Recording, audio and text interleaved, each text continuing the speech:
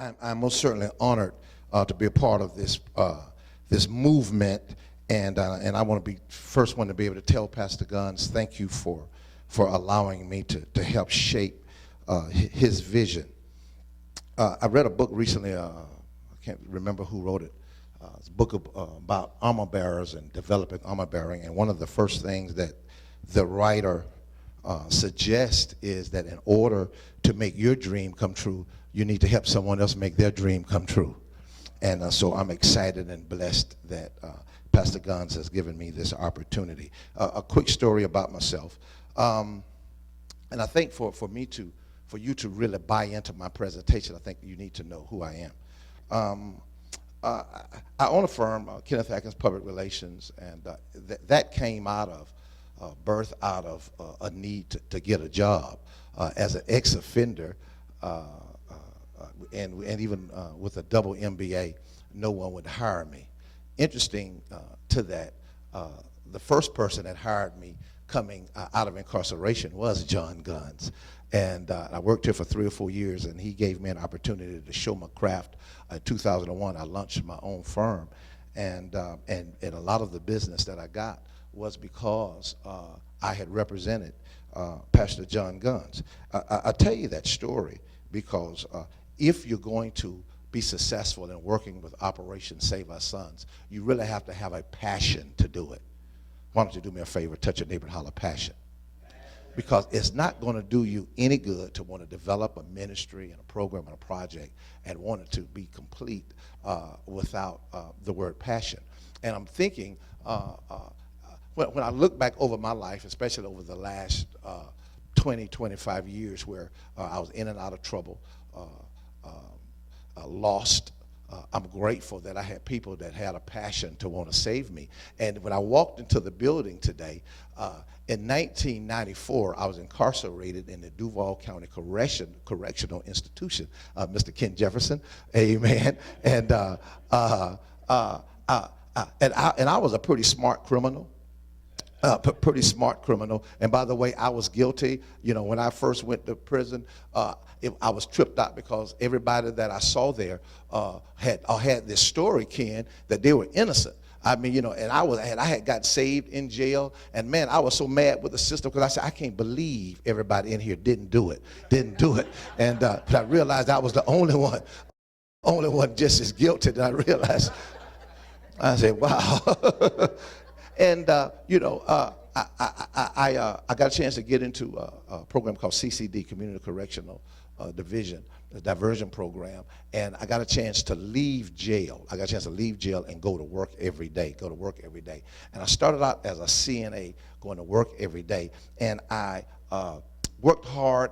And even while incarcerated, Ken, I don't know if you ever knew this, but I was promoted to Director of Community Relations. The interesting thing is that the lady who hired me and promoted me is here today, Connie Ben. Amen.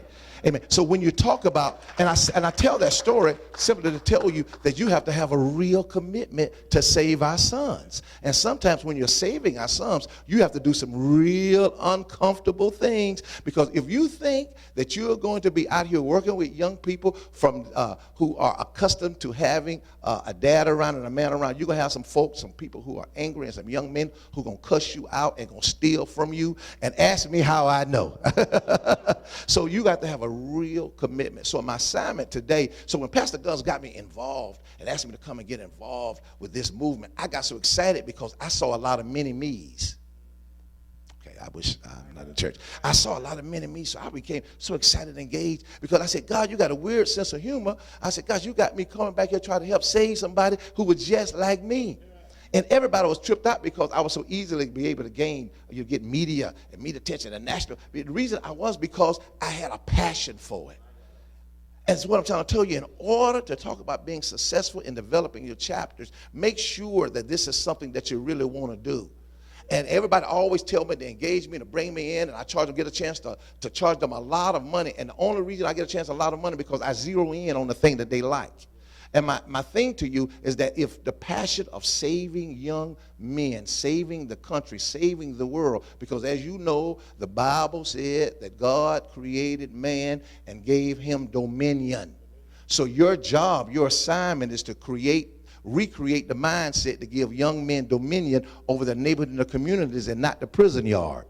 Oh, I wish I had a church up in here. So there's passion, there's passion. So I want to talk about three things to help you with, that I believe that's going to help you. And I'm an expert at this, and I'm bragging. I'm going to tell you now that don't let my background fool you, baby. I'm good at what I do. I am sought after.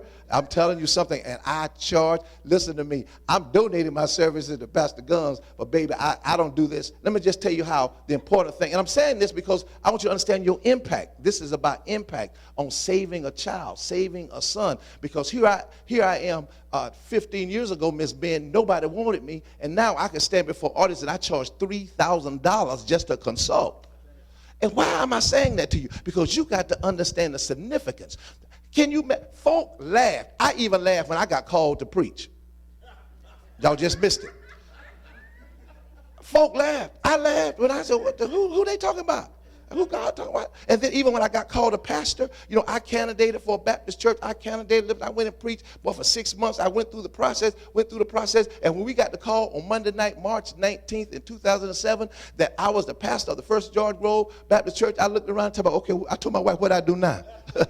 So what I'm trying to tell you, there is some significance into saving, because you don't know who you are saving. Did Connie Ben know that when I came in there with my lunch bag, applying for a job, that one day that she was going to be the catalyst that make me change my life, shift my life, gave me enough money when I left prison. I left jail with money, Ken. I left jail with $7,000, and that was enough money to help launch my business. And who would have thought me launching my business would one day fall into the category that I'm now a pastor?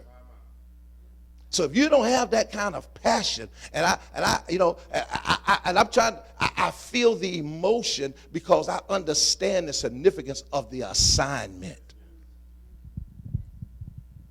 Because it's a passion when you're talking about that. It's more than it. So when we're going into this, and I want you to understand this, that because, you know, and I am partial to this because I understand that who you have the potential to be helping.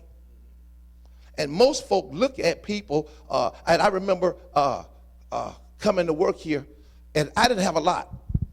I didn't have a suit. You know, people talked about me, even members of the church. You know, didn't have no car. You know, and Pastor Guns bought me my first pair of gaiters, and guess what? That's all I wear now. He had a passion for me. And I remember I relapsed in the church van right here.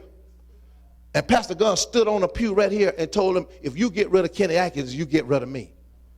Are you going to have that kind of passion?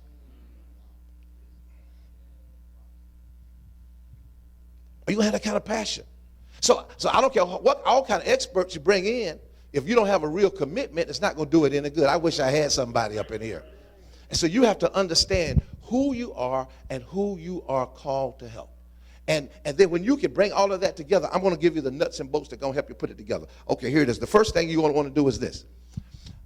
And if you make sure everybody log into the information and send us your email address, because what you're going to get on Tuesday will be the website. We have not figured out which website. We are now bidding on the type of the domain name. We'll know by Monday morning if we're looking at www.osnational.org.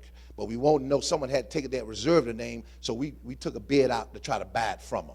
So we're thinking that that this is the one that's going to be available.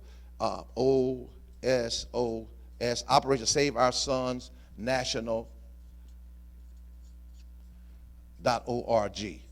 And it'll be live on Tuesday morning. We're making one or two changes, but if not, we will email you Monday morning the correct domain name. So you may not want to write this down, but I'm thinking that this is the one we're going to have. And what you're going to have, we're going to have a fully functional website where, as a chapter, you will also have a page. Now you can go to the savviness of doing your own website, which is fine. You can do Operation, say, OS or Waycross, or Douglas or Jacksonville. Pastor McQueen is here. He's want to do one at Jack's Beach. So whatever you want to be able to do, or you can tell people to log on to National, and then you can go down to chapters. We have a page that's going to drop down a page, and every city is going to be on there. Okay, and you're going to have your information, your address, how to contact you, and you're going to be able to feed the national office your information, and we'll be able to post your pictures, post your events, that sort of stuff right there. Also, what's going to be on this is going to be a products page where we're going to have the T-shirts. Pastor Guns has a book that's on there. I'm going to have a book on there. We're going to have coffee mug, Operation Save Our Son. If you have something that you've written and you've published and you would love to sell that on your page, you're going to be able to do that, and we're going to attach your own PayPal account to your page. So we really want to make this dummy-proof for you. Also make it the least expensive for you. There's going to be no charge for you to be linked to this right here. All right? All right. And so one of the things that you also want to be able to do is develop the right functional piece of public relations, PR. PR, public relations. Let me tell you something. You can have the greatest idea and the greatest concept, but if no one know about what you're doing, you got to be able to drive passion, and you got to be able to drive everybody else's passion to it. You're not going to get the funders. I know Pastor O'Neill talked about the funders, which is great. I think that's great. The letter writing campaign, all of that sort of stuff is going to be great. Going out face to face, that's going to be great. But you also want to be able to brand your organization in your city. You want to be legitimized, and the way you do that is by an effective media campaign. Of course, you don't want to have to pay for ads, and ads is a good thing to do, but you don't want to have to pay for that. All of that stuff is costly. If you can get someone to donate your TV time, your TV commercials, all of that, but you still got to have it developed and that sort of stuff right there. So a fully functional PR campaign is something that's going to work for you. It's going to be done free by writing a simple press release. One of the things I know that Kid Jefferson here, he is the crime consultant for Channel 4. They're always looking for news. And you have to figure out, one of the things you got to figure out is the DMA, what television market are you in? If you're in Jacksonville, I don't know, Douglas, do y'all have your own, y'all in Albany DMA? I know Pastor Johnson's wife is a news director for CBS in Columbus. So he already has he has a key in right there that, baby, we need to be on the news tonight. Amen. I'm going to try to, now that I know that he's over, I'm trying to find me a client in Columbus. I can go there and guarantee news for you. Amen. Amen. So you got to identify your TV, your newspaper, your print. And listen, those of you who have a black newspaper in your city, do not exclude them. When I started with Pastor Guns, 10, 12 years ago, I remember coming and walking up those stairs. I used to call it up to the Pope. He never knew. I told him, I said, I got to go up and see the Pope. Amen. Up to his office. I remember saying this to him. I remember and I heard him preach. I was like, oh my God, I had never heard him. Another pastor friend of mine, John Perry, told me to come in, and I interviewed with Pastor Guns. And my sellings, because I told you I didn't have clothes, I didn't look worth nothing, but my only selling piece to him was, Pastor Guns, right now, you're the best kept secret in this town. But trust me, you hire me, you won't be for long. And I was just really, in the streets, we call it selling wolf tickets. Y'all anybody the street? You know what selling wolf? I know y'all cultured and all that kind of stuff there. But I'm a pastor called me a thug Republican pastor. Amen. So I got a weird combination. So I understood I was just selling wolf tickets, baby. Y'all know what that means? I'm just talking. Rev Scott, I was just trying to get a job. I would have told him that I could bring down, who was the president in 2000? I could bring down Clinton. I could have told him anything if he'd have hired me. Amen. But what I did was I understood the power of the print. So I started with the black newspaper because I knew I could get something in. So I started putting everything that St. Paul was doing in the newspaper, in the black newspaper. Make sure, I had so much news. I didn't care. Pastor Guns, announcement, press release. Pastor Guns just went to the bathroom. What I'm trying to tell you, in your movement, in what you're doing, as it relates to your Save Our Sons, nothing is insignificant. Pastor O'Neill gave you great concepts. Your meeting with principals is a press release. Church reaches out to schools. The concept. Make sure you got somebody taking pictures. You submit the pictures. I don't care what you're doing. Listen to me. It's never insignificant because somebody need to know it. And you never know. If you catch them on a slow news day, believe me, I have media every day. Every day call me, Ken, you got anything going on? Because this is what you understand about media. Every morning, they are going into a meeting, and they are expected to have news pitches. Because what they say is, Ken knows this, he's in those morning show meetings, my friend, with Frank Powers. A sorry journalist is someone come in to wait to read the newspaper. They don't know, your ear not to the ground. You don't hear anything. What's going on? So you can be very effective by submitting stuff. And if your local paper, Waycross paper, I don't know how long, does Waycross come every day or twice a week? You know, some of you live in some towns and cities that may have a weekly paper or an everyday paper. Submit the news. And most of them is news at waycrossjournal.com. Just submit it. Send them, fax them, email them, let them become familiar. So make sure you submit your stuff. Make sure you submit your stuff. And one of the things that you got to, especially those of you who are going to lead this campaign, go get you a good headshot. Professional headshot. Okay, and I'm showing you how to set your chapter. Get your professional headshot. Make sure you get a haircut. Make sure you take a bath. Believe me, I say that because I've had to tell some clients, some pastors, no, you can't come looking like that. So you want to make sure that whoever and whatever, the look that you have is something that you, listen, perception is greater than reality. I tell people all the time, I pastor the leading church in Southeast Georgia. I got 90 members on a real good day. That's church anniversary, that's homecoming, and that's counting the children and their animals and their cats. But you let anybody, if I tell you, I'm the man in Southeast Georgia, baby, I'm the man in Brunswick. Perception is greater than reality.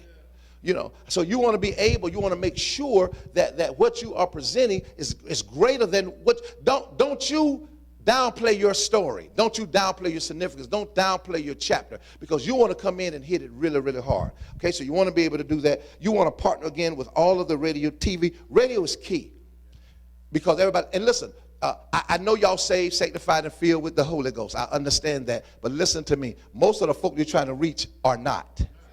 So, I think marketing on the gospel channels, and I'm in southern Georgia, and ain't nothing like a good quartet singing, Lord Jesus. I can do the quartet rocking in a minute. But see, and ain't nothing with that. But the people you're trying to reach are not listening to Willie Williams, Slim Williams, and the Four Blind Brothers. They're not listening to them. So you want to be able to market on a channel that reaches your DMA, your audience. So you want to be, and you got to get out your comfort zone. No, you can't stand up and say, in your radio pitch, you can't say, well, first of all, I want to give honor to the God who's the head of my life, and I want to honor the deacons who may be listening, and I want to thank God for the motherboard. You don't want to even do that mess. You better get you a good rap song, get you a clip, the clean version, and use that as your theme and present that, because who they're listening to, you want to be able to do that. You want to be able to get you a nugget from something that's popular. You want to get you a nugget for something that's popular. And really, those of you, I know y'all like to look cute, look cool in your little suit and your gaiters, but every now and then you got to get you one outfit with some baggy jeans, make sure they're real creased. Hello, somebody. You want to make sure they're creased. You want to get them. You want to get you a jersey. You want to find out what young people. If you got kids, you want to know what they're wearing, what they're looking at, what they're wearing, what they're talking. Because you got to be able to you got to reach them. If you're going to look like the stuff at Pastor Baby, they're going to look at you and say, And then you got to be honest enough in terms of PR to tell your story. Because can I tell you how I got y'all into this whole conversation? Y'all was a setup. I just used it as a setup because I got y'all engaged by telling my story. I want you to understand I have credibility. And this is what street guys, and ask me how I know, because I am the thug Republican pastor. You got to understand the first thing guys want to know, do you have street level credibility? I wish I had a group up in here. You got to have street level credibility, and you don't have to been to jail, been to prison. You got to be able to simply talk the language, be able to understand. And guess what? If you don't have to do anything else but listen, can you listen? Can you have the ear to engage them? Can you understand where they've come from, where they've gone? You got to be able to understand that. All right, so you want to be able to do that. Then you want to understand the importance of keeping your numbers out there. I remember when we started with this campaign, for Save Our Sons, and I have this software that I'm able to check trends. I can tell you how many times your name is mentioned in every medium. And right now, and I haven't checked it in probably about 4 or 5 days, but since we've started the Save Our Sons campaign, John Guns is trending at about 15,000 times. That means that his name has been written, said, spoken about all over the country, all over the world. People are seeing what he's doing. Those are tremendous numbers for a new organization. But what is that saying to you? It's going to make your job easy, because what media do now, they check your trends. When you tell them, I got a hot concept, a hot story, they go in and Google it. You know, the news reporters now, they Google your stuff. Oh, okay, this is involved in this. And you want to become a spokesman. You're Reverend so-and-so of Operation Save Our Sons Douglas. Operation Save Our Sons Jax Beach. So you want to begin to craft the identity of your chapter using great PR. Last thing, fundraisers. Okay, fundraisers. You got to have some money. You got to have some money. You want to have some money, so you want to be able to do a couple of things. And I want to just share with you quickly that I'm going to be finished about 3 things that we're doing. And my concept and my thoughts, and I think Pastor Guns has bought into this, is that maybe we might do the same thing. What we're doing here, you may consider doing them in Douglas and Waycross and Jax Beach or whatever. So we might want to be able to do that. One of the things that we're doing as a fundraiser, we're getting ready to do a walk, a pledge walk, and where we're going to ask everybody to pay $10. And then to go ahead and get, it's kind of like the walkathons, the March of Dimes, and get pledge sheets. But we're going to ask everybody, and my goal is to have 1,000 people, whether we just decide to walk on this side of town or whether we go downtown Ken and walk from the landing to the Jack Stadium. But we want to be able to create the synergy, and what we're talking about, again, you got to name it, we're walking to save our sons. We're walking to save our sons. And again, once you see the website, we're going to have it dated. And our goal is for you to be able to do the same thing in Waycross. You to be able to do the same thing in Douglas. And we want to create, then we get to issue a national press release, is that Operation Save Our Sons National is walking to save our sons all over the country. We're doing it in 15 cities. Remember after the Trayvon Martin verdict, the next morning, that was on Saturday, Monday morning, the Reverend Al Sharpton was on the Today Show saying that we're going to have demonstrations this Saturday at 12 o'clock in 100 cities. He did not get on the Today Show because he was going to do it in New York. He got on the Today Show because he said we have 100 cities. So what's going to help Pastor Guns, again, he's not going to be so caught up in the day-to-day of the Jax chapters. He's going to be operating. He need to be able to say, listen, on this day, we're going to have 50 cities, 50 chapters walking for Save Our Sons. It's good to be here. It's an honor to be here, a privilege, and I'm glad to see all of you here. That shows your passion for wanting to be a part of this movement. That shows your concern. I have the same concern. I have 3 sons, all of which, with the exception of one, are grown. We like to say grown and gone, gone from the house, but they never really leave. They're just lurking, you know how that is. And this movement is vitally important, yes, on a national level, but more so on a local level. If you look at what has happened just last month, we had 13 homicides in 12 days, or 12 homicides in 13 days, one or the other. I really could hardly keep up because my phone just kept blowing up. But I think because of us being here and going forward with this mission, I truly believe that this is an assignment from God. Now, you all might disagree with that, but I believe that this is an assignment from God.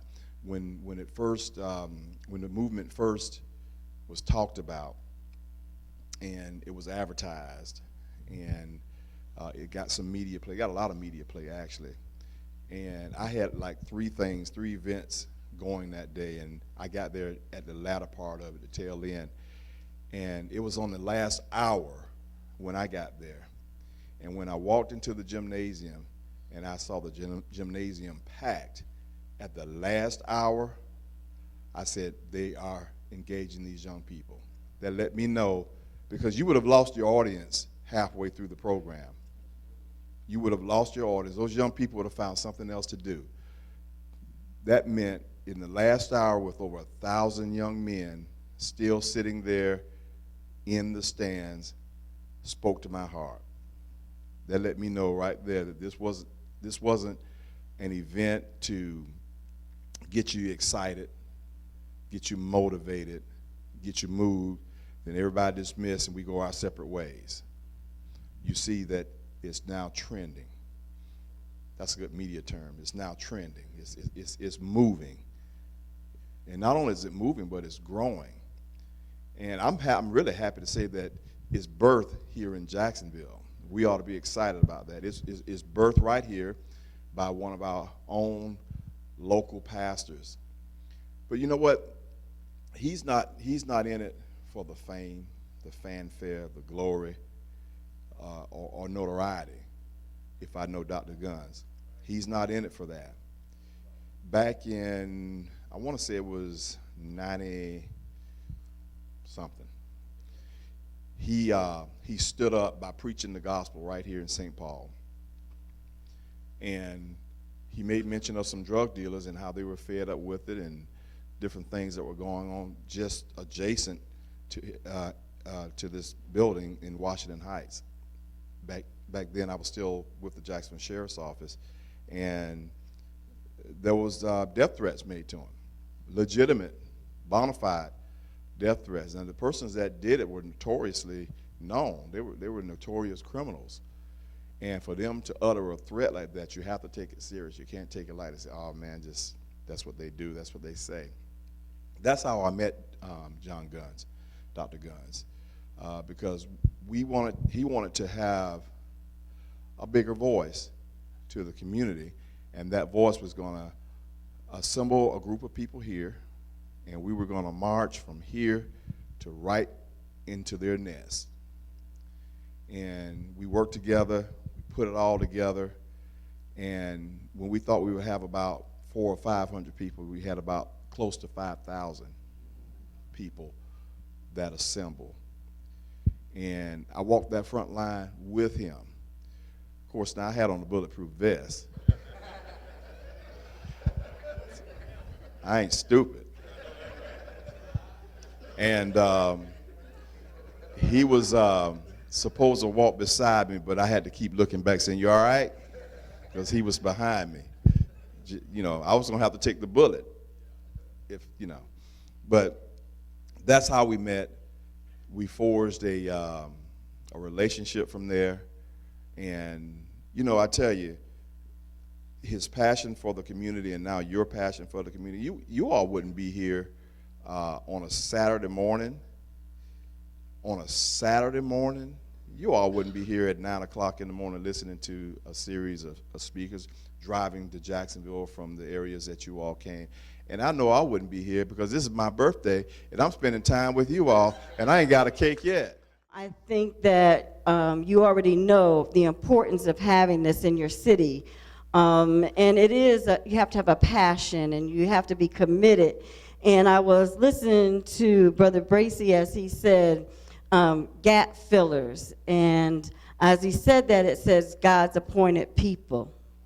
And that's who we are, God's appointed people to save our sons. And it has to be your ministry, your love. And while we all like to get paid, it has to be something that you do because it's in your heart, and you're going to go above and beyond because you see the devastation of our sons each and every day. And whether we have sons or not, these young people are our sons. And so this program has, it's a movement.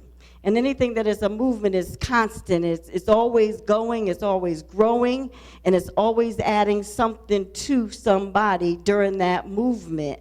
And we are going to talk about the Save Our Sons event that happened.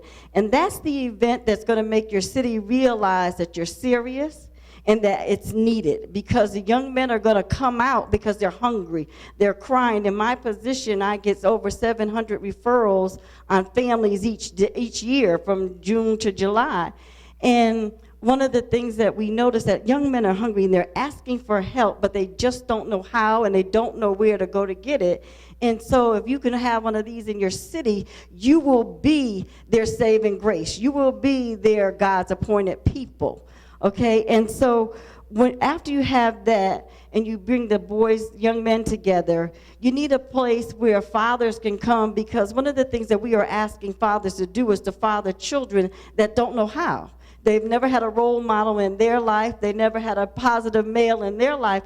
So they're failing at what we are asking them to do because they don't know how. Some of them are because they aren't able to pay child support. Some of them because they don't know how to communicate. Some of them, because they have records. They have so much baggage that they are carrying that they can't be to their sons what they would like to be. But we need them in order to save their sons. They are a critical piece to saving their sons because guess what? One day they're going to be in their father's place. And they want to be able, and their fathers want to be able to leave a legacy, not of money. And when people die, we always think about, what did you get? How much did you get? What did they leave you, jewelry?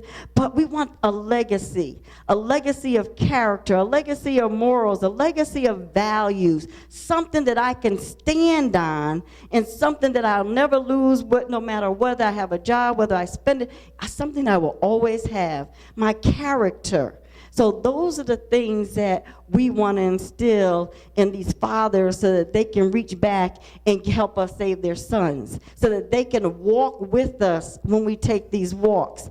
And so our event is September 14th, and it's Fathers Calling Fathers.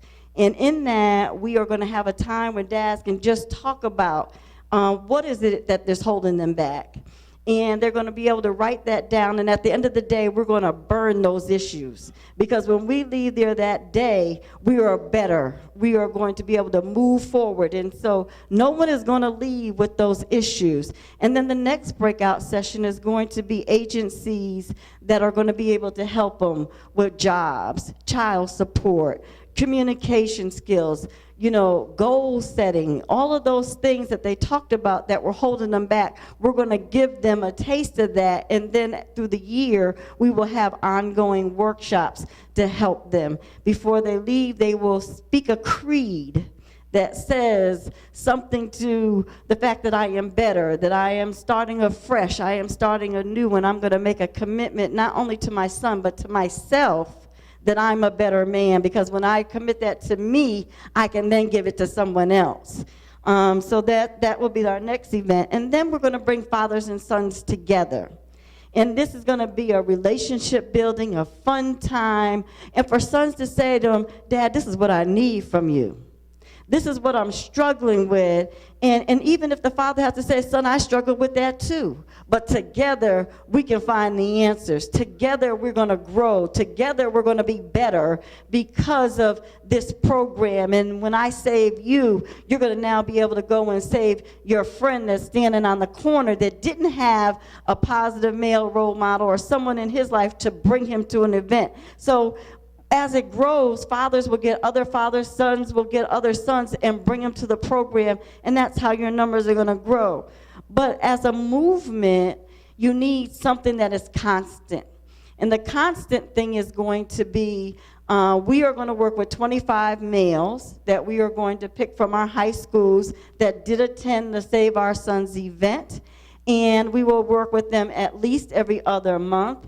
And we are going to work on conflict resolution, anger management. Our young people are angry. They're angry at the way the media portrays them. They're angry because their parents aren't giving them what they need. And I'm not just talking about money or new shoes. They're not able to give them the love, the nurturing that they need to be the people that they want to be. And if we talk to a lot of our young people, one of the things that they'll say is that, it's amazing. Well, I'm not going to be here. What do you mean you're not going to be here? I'm not going to be alive. And they're talking about it when they're 18 and 20. What do you mean at that age? At my age, at 39 and counting, I'm thinking of multiple years ahead of me. I'm still planning my life where they are at their age saying, I'm not going to be here. And so, we really need to have them understand what is happening, how to work out conflict, how to make decisions. One of the things that I realize is that we don't teach kids that. We tell them, do this, do that, put this on, do this, do that, da, da, da, da. So it never gives them a chance to decide between good and bad.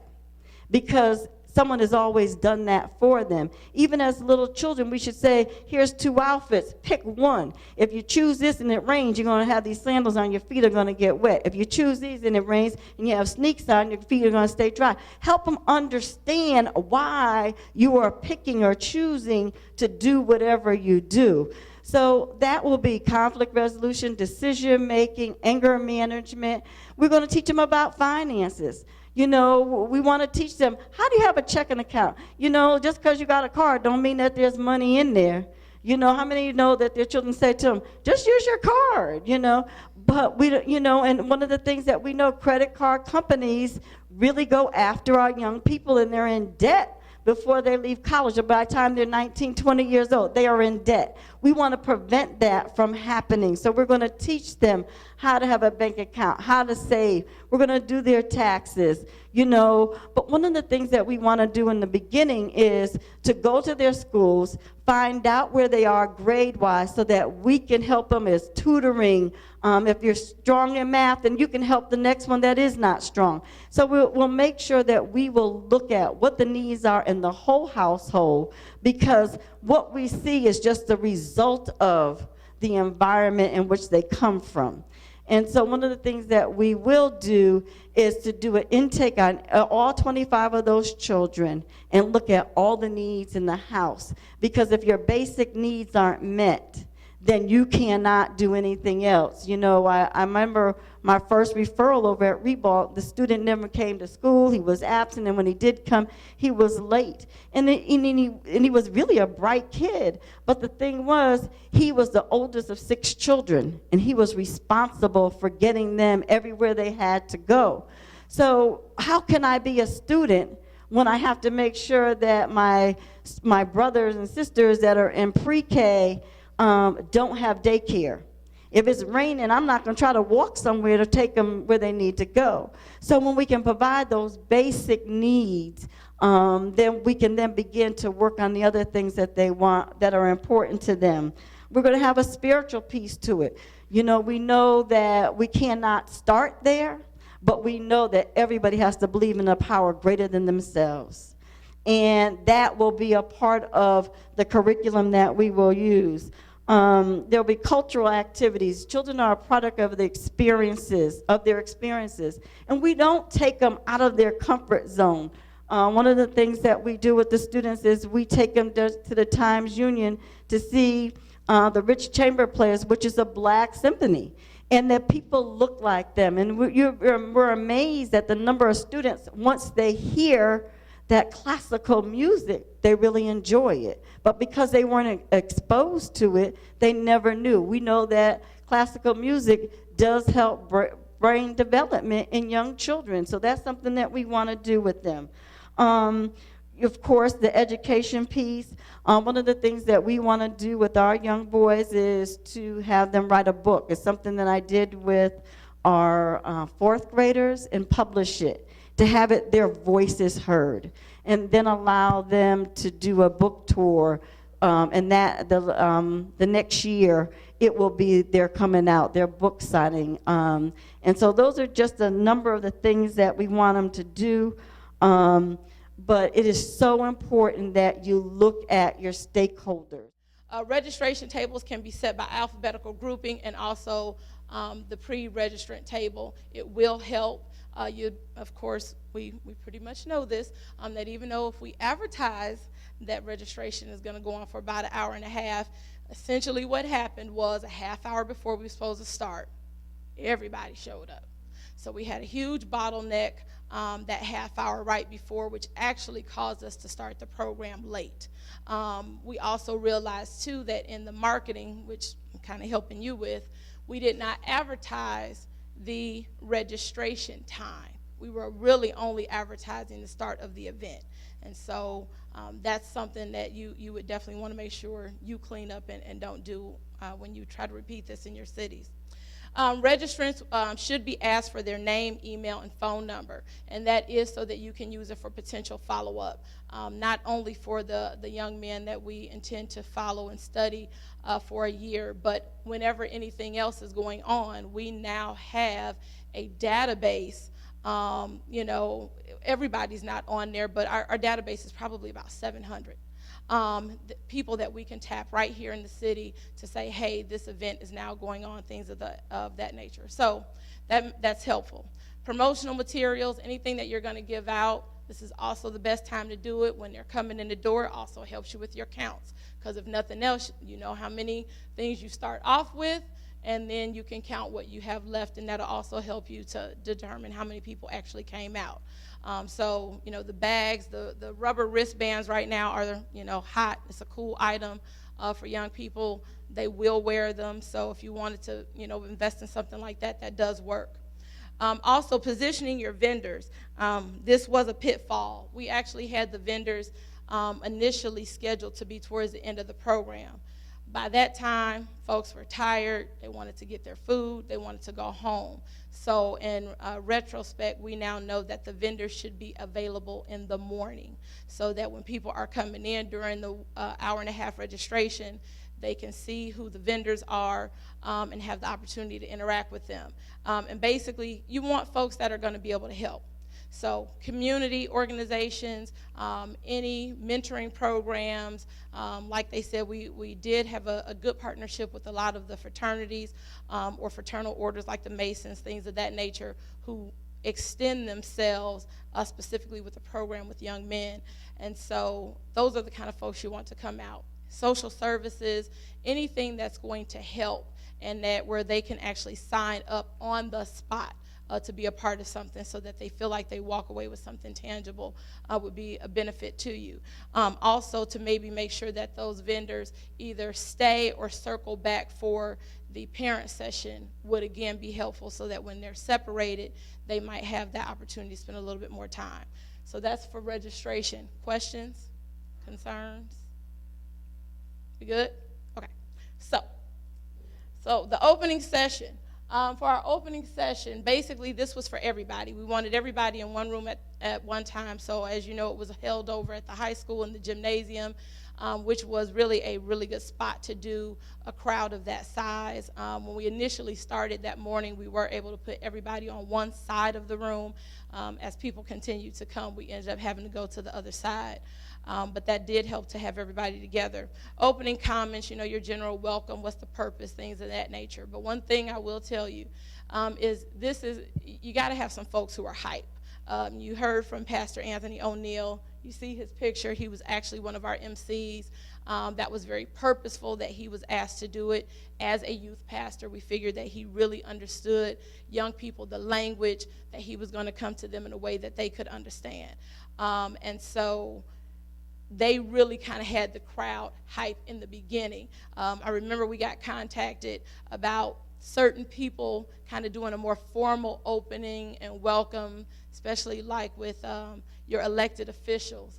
And I'll tell you, our program committee really pushed away from that, because that's the quickest way to turn off young people. We were like, no way, we don't need folks in suits and ties showing up and wanting to be really formal. So, you know, a lot of the more formal talks that were given to them, where there was an opportunity for some of that, it was all done at the end, because we did not want to turn off our young people from jump. MCs, like I said, should be lively, be relatable. I would advise, like youth pastors, folks who work at community organizations, or even young teachers, because they do understand, they speak the language of the students, as your possible MCs for the event. Use of a DJ. We know culturally we're a musical people, and it is a good way to keep the young people entertained. We used the music as they were coming in.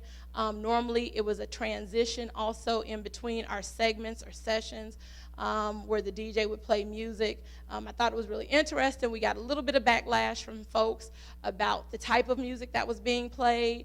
You know, a lot of people were like, oh, it should be gospel. And I'm like, this isn't church, folks. It's not church.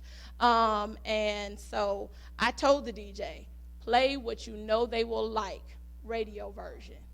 That was it. That's all I gave them. But you'd be surprised. We had about 6 or 7 people complain about the music. And the DJ kept looking at me. I was like, we paying you. Play what I told you to play.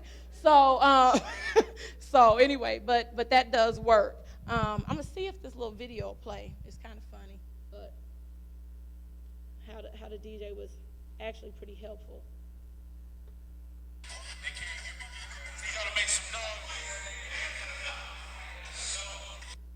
That was actually the opening. So when they were playing it, we had a radio station there, and they were throwing balloons and everything. So just to keep them hyped. All right. So for the skit, this was kind of interesting. You heard Dwayne introduce me. I am an educator, started as a high school teacher 16 years ago. So one of the things I know about young people is that their attention span is about 20 to 25 minutes. So everything that we did normally fell within that time frame. We tried not to go more than 30 minutes, and we also tried to change the medium. So, the way in which it was done. So you'll see kind of throughout that we use a different format for almost all of these, because we needed to make sure that we kept them tapped in, alert, things of that nature. So the skit, actually, I brought the book. It's based on this book, Do As I Say, Not As I Do. It was written by Frederick James Preston. Actually, Frederick was on our committee and ended up serving as an MC. So what had happened, Frederick was actually already working with Ribault High School, and an English class actually took on the challenge of reading the book, and then they wrote, produced, and directed their own skit for this event. So, again, like I said, we didn't have money. So we were trying to find ways to do everything on the free. Yeah. So, so originally we were like, oh, we need to tap into like a local theater or something like that. And it was like, no, we need to use people at a high school. And so really that's how this idea came up. So I do mention on here using a high school theater or drama club, something like that, and giving them the opportunity to actually write a skit. I do have the information on the PowerPoint about where you can order the book if you're interested in actually getting the book and having them do read the book as their inspiration, or just coming up with the idea. But basically it did focus on choices. First of all, I want to thank you all for staying through what has been, presentations can be either boring or inspirational or both in the same vein. But we felt the need to have this meeting because there's so much attention being drawn. And some of you, again, like Pastor Wash has been saying, okay, tell me what to do, tell me what I need to do. Okay, give it to me now so I can go do it. Pastor Ruben as well. Yeah, a few of you just been kind of tell us now, we need to know. And so so the goal now is simple. If you are committed to starting a chapter in your area, in your city, let us know that before you leave today. And here's why. Because whatever the DVD, the DVD, we're going to give it to you. We're not going to, we're going to give it to you. But the other thing is, we will come in immediately and sit down with whoever you call together, whether it's me or someone on the team, and we will talk to you about what that entails. Honestly, right now, you're the ground floor of a national movement. So what you get a chance to do is to be a part of the building of it.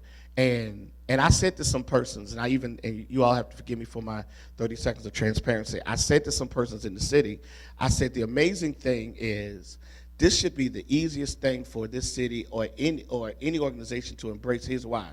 Because you're a part of something forming, and instead of someone bringing in and dumping the idea, you get to help shape it. Because it's still new to us. Everything you heard us give to you, we're working through.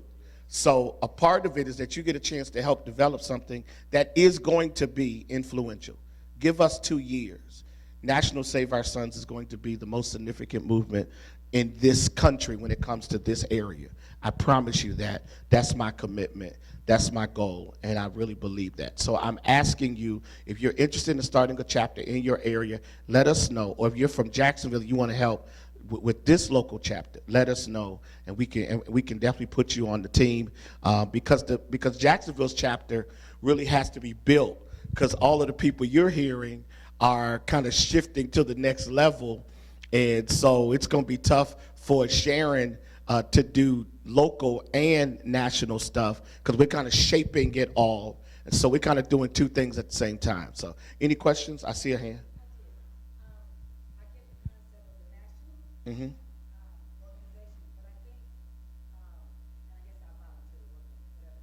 Sure.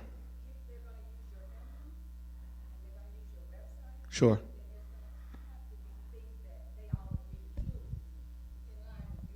Absolutely.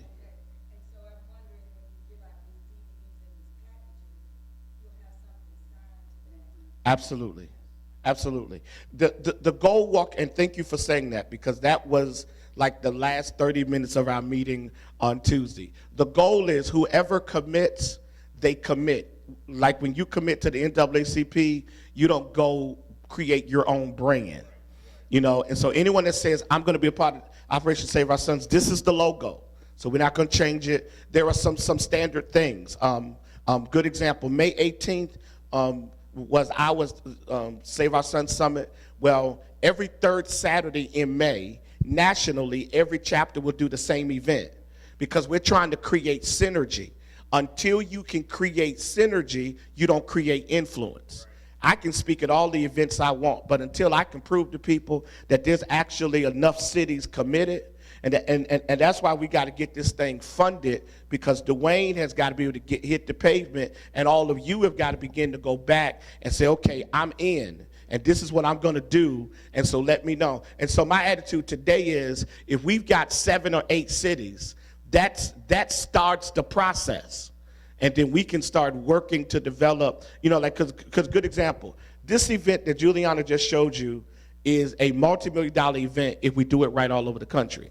The goal is, this is the event we're going to give everybody today to go do. Okay, do it in your locale, but as you see, it's a major event. And I promise you, one of the things we tried to do today was show you all of the components. Social media was a major piece. Because when we didn't have any money to do marketing and when the newspaper wasn't coming, social media is what drove it initially. Because that's really the crowd we were looking for. When Pastor Atkins got involved, Kenny can sell dirt to a clean man.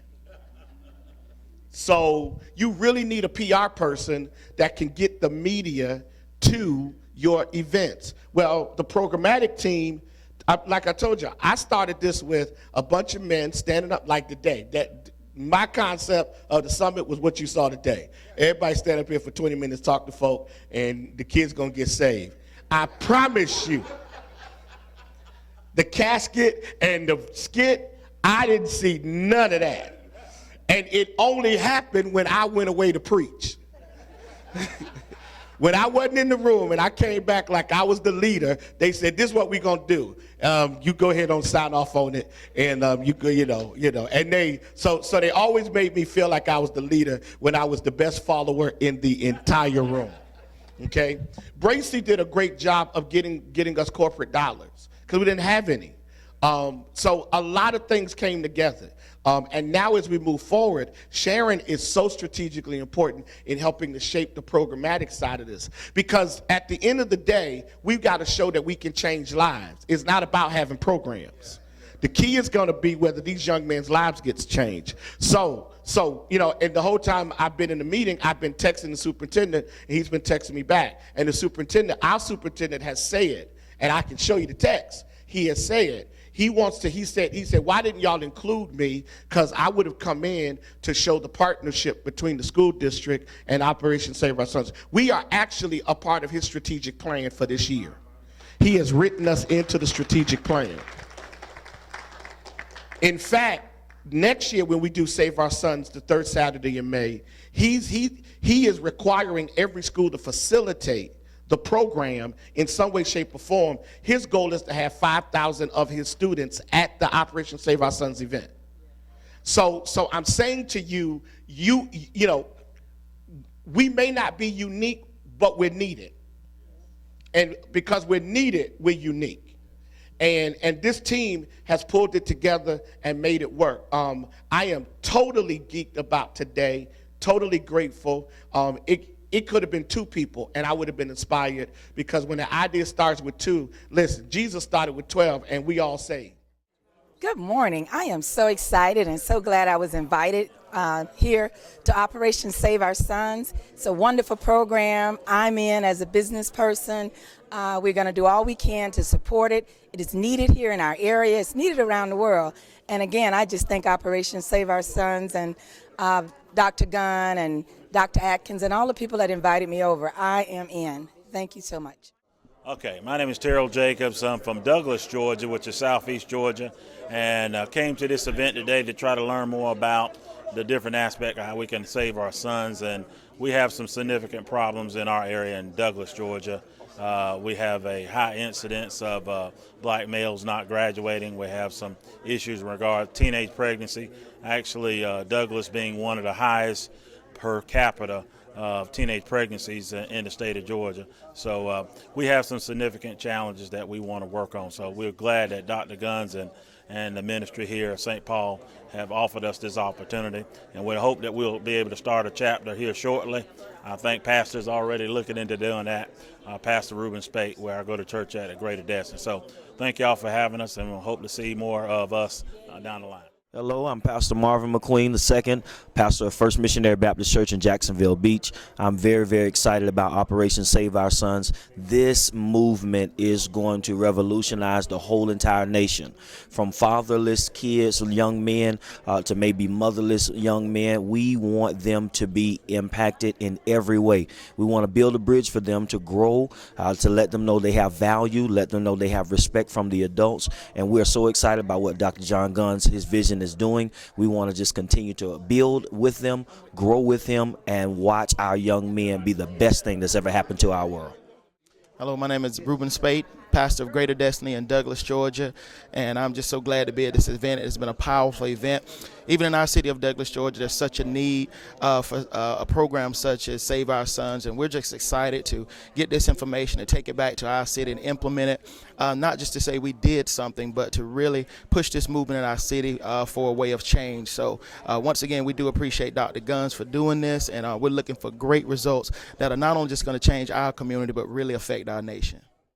Hi, Reverend Pharrell Malone of Macedonia Baptist Church in Waycross, Georgia, and the Joshua Project Worldwide. We are excited to be here today at St. Paul Missionary Baptist Church, Dr. John Guns, and this awesome vision and really the movement that he has, that God has birthed through him on Save Our Sons. We are excited that this is an in-season movement right now.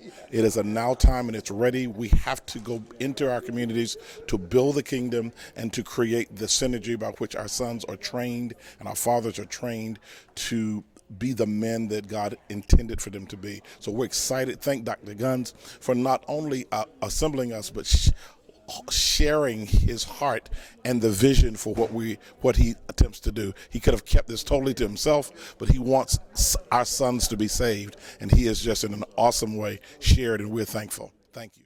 My name is Pastor Jarvis Wash. I'm from Rockledge, Florida. The name of my church is The Real Church, REAL Church, which stands for Reaching, Equipping, and Affecting Lives for Christ. We were so impacted and overwhelmed, and just I'm so full today after a training like this where we learned so much about how to save our son. Organizations from near and far came together today to help bring direction and instruction as we help our young black males and black men and men in general around this nation. I am full. I'm ready to go back to Rockledge and collaborate and communicate and celebrate our young men. Looking forward to doing something in the next few months and just meeting people from all over. And you have to be at the next one. You have to be a part of this because this is something great. Operation Save Our Sons. Well, God bless you, people of God. This is J.D. Johnson, the senior pastor teacher of the New Linwood Baptist Church of Columbus, Georgia. I am here sharing with the Save Our Sons national movement, and I'm telling you, what a blessing it was to be here. I am excited to get back to the city of Columbus to implement what we've learned. I am grateful that God has saw fit to allow me to be a part of this movement. So thank you again for what has happened, and we're looking forward to see everything that God will do with this movement. Thank you now.